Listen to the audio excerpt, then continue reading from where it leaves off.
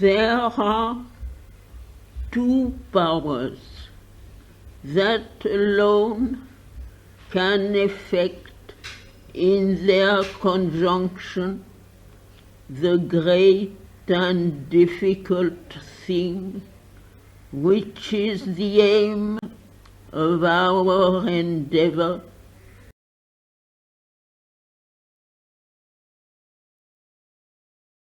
a fixed and unfailing aspiration that calls from below,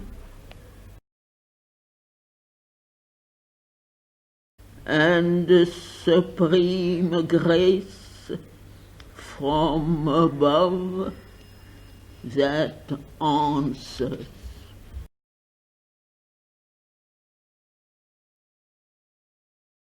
But the supreme grace will act only in the conditions of the light and the truth.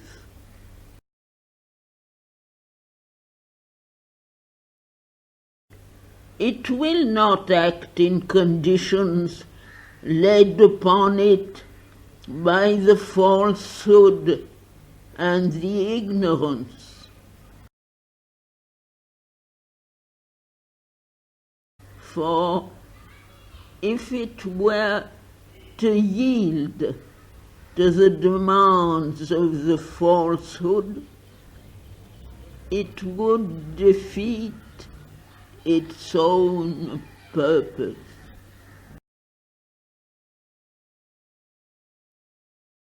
These are the conditions of the light and truth, the sole conditions under which the highest force will descend. And it is only the very highest supramental force descending from above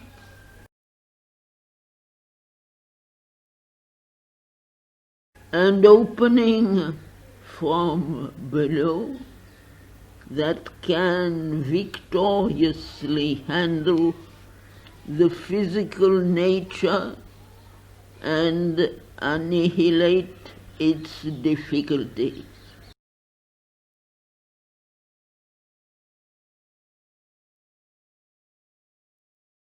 There must be a total and sincere surrender.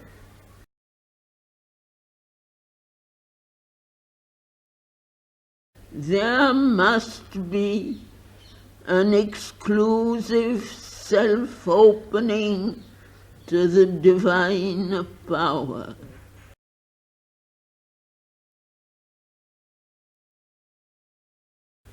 There must be a constant and integral choice of the truth that is descending,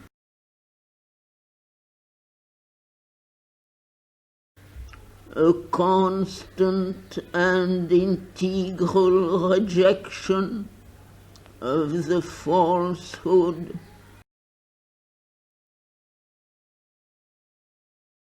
of the mental, vital, and physical powers and appearances that still rule the earth nature.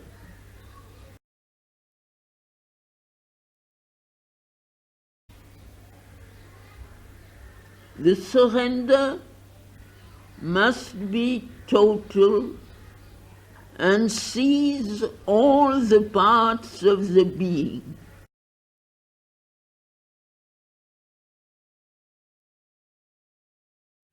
It is not enough that the psychic should respond.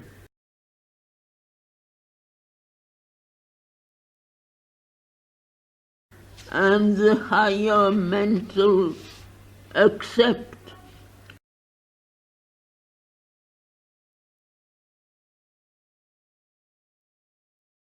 or even the inner vitals submit,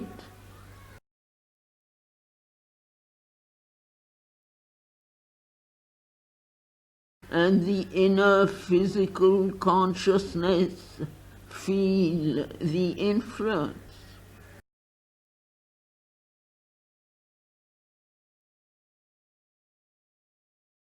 There must be in no part of the being, even the most external, anything that makes a reserve, anything that hides behind doubts, confusion, and subterfuges, anything that revolts or refuses.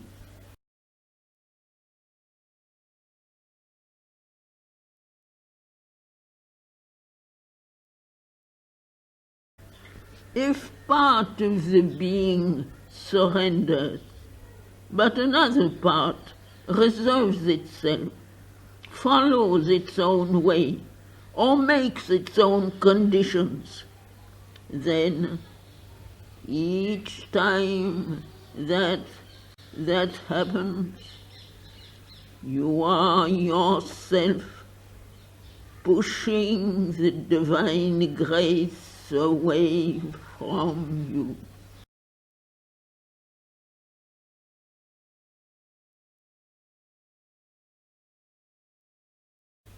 If behind your devotion and surrender you make a cover for your desires, egoistic demands, and vital insistencies,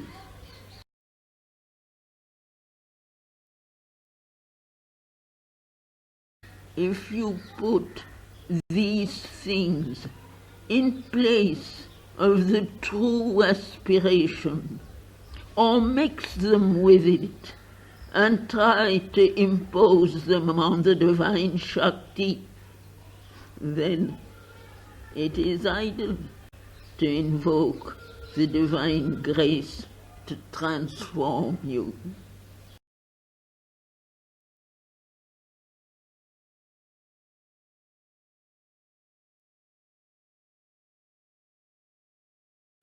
If you open yourself on one side or in one part to the truth, and on another side are constantly opening the gates to hostile forces, it is vain to expect that the divine grace will abide with you.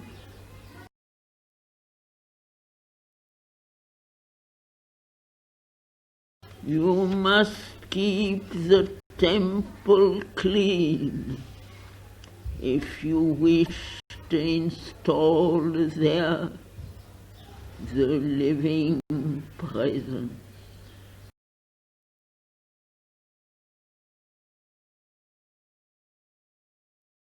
If each time the power intervenes and brings in the truth, you turn your back on it and call in again the falsehood that has been expelled, it is not the divine grace that you must blame for failing you.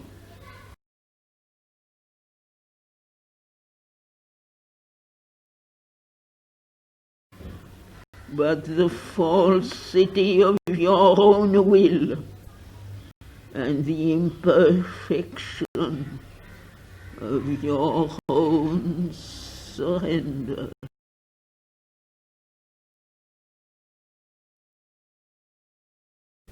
If you call for the truth, and yet something in you chooses what is false, ignorant, and undivine, or even simply is unwilling to reject it altogether, then always you will be open to attack, and the grace will recede from you.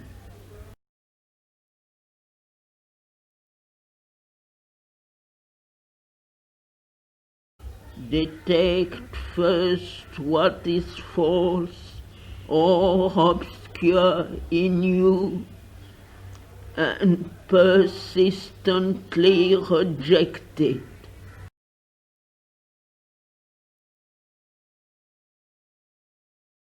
Then alone can you rightly call for the divine power to transform you.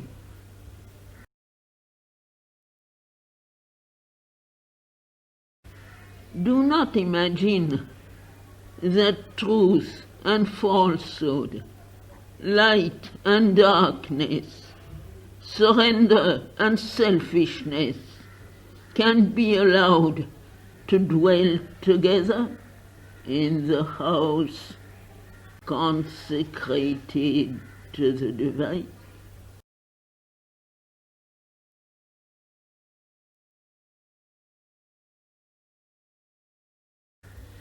The transformation must be integral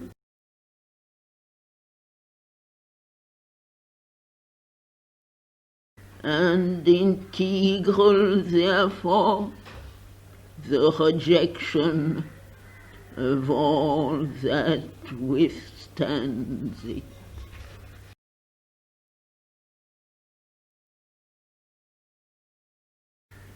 Reject the false notion that the divine power will do and is bound to do everything for you at your demand. And even though you do not satisfy the conditions laid down by the Supreme,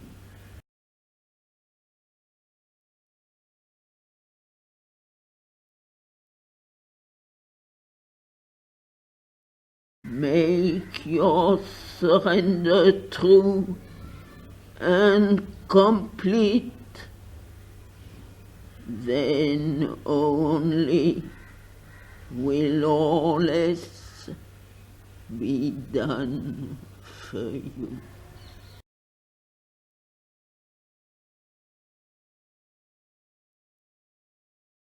Reject too the false and indolent expectation that the divine power will do even the surrender for you.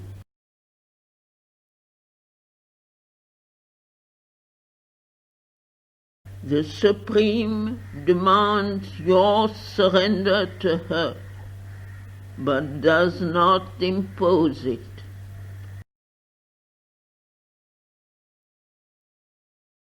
You are free at every moment till the irrevocable transformation comes, to deny and to reject the divine, or to recall your self-giving. If you are willing to suffer the spiritual consequence.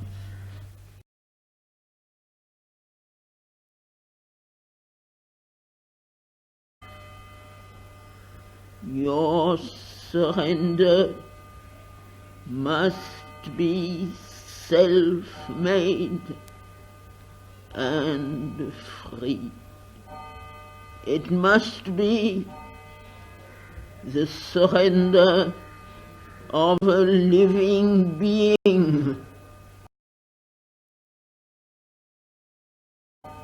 not of an inert automaton or mechanical tool.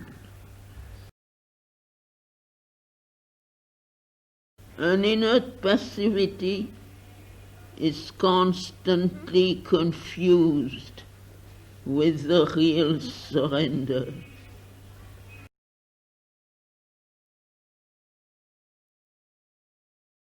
But out of an inner passivity, nothing true and powerful can come.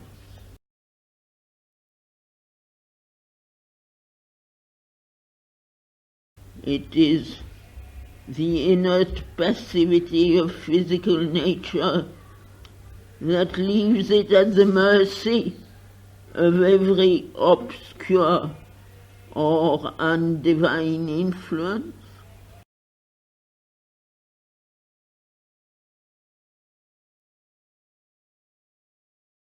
A glad and strong and helpful submission is demanded to the working of the divine force.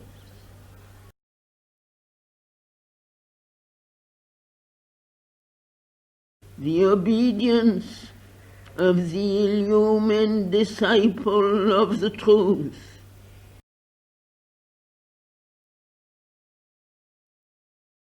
of the inner warrior who fights against obscurity and falsehood,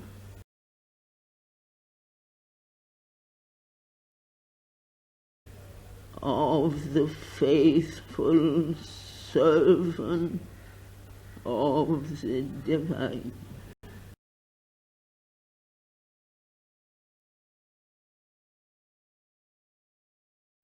This is the true attitude, and only those who can take and keep it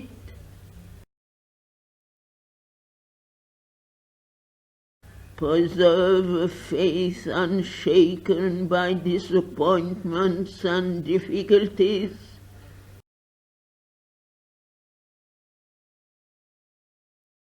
and shall pass through the ordeal to the supreme victory and the great transmutation.